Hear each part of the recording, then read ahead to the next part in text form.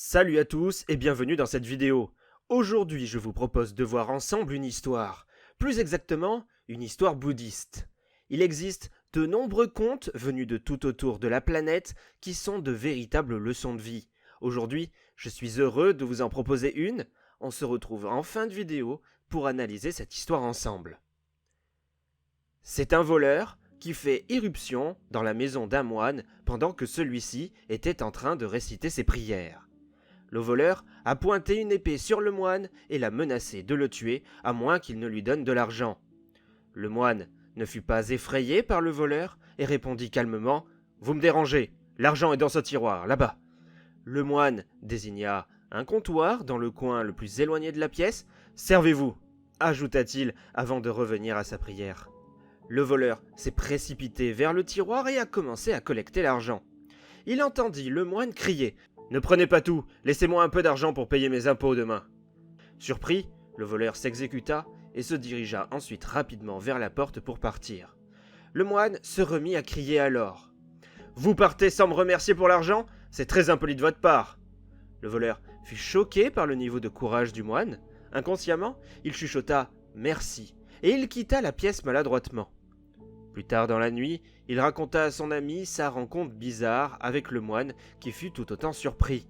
Le voleur avoua alors qu'il semblait lui-même avoir plus peur du moine que ce que le moine avait peur de lui.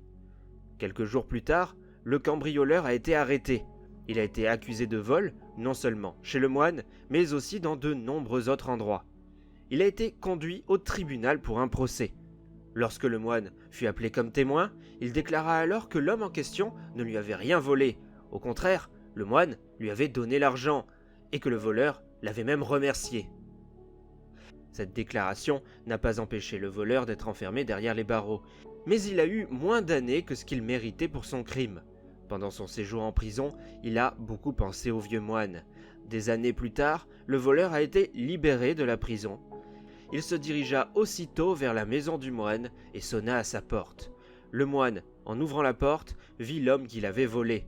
Debout devant lui, un sac en bandoulière avec une certaine humilité dans le regard.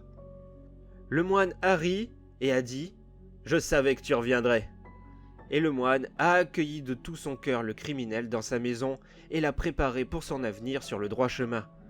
Combien de fois dans nos vies nous sommes-nous retrouvés dans une situation similaire à celle du moine, incapables de garder notre sang-froid face à une personne théoriquement plus forte que nous? Combien de fois ces situations ont fini par mal tourner?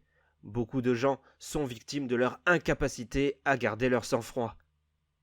Aujourd'hui, il est important que vous sachiez que la meilleure chose à faire dans un cas similaire, c'est de rester calme.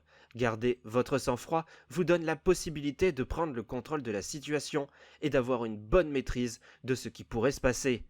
La leçon importante derrière cette histoire, c'est qu'en gardant notre calme et en ayant le plein contrôle de ce qui se passe autour de nous, de nouvelles issues s'offriront à nous, comme celle de voir notre agresseur prendre conscience de ce qui se passe et lui donne une chance de revenir sur le droit chemin. Nous devons toujours agir de façon à être un exemple et une lumière pour ceux et celles qui sont dans le noir. N'oubliez jamais de garder votre calme en toutes circonstances et en tout lieu. J'espère que vous avez aimé cette petite vidéo. Si les histoires comme celle-ci vous plaisent, n'hésitez pas à mettre un petit pouce bleu pour me le signaler. Il y en aura d'autres. À très vite et surtout, prenez soin de vous.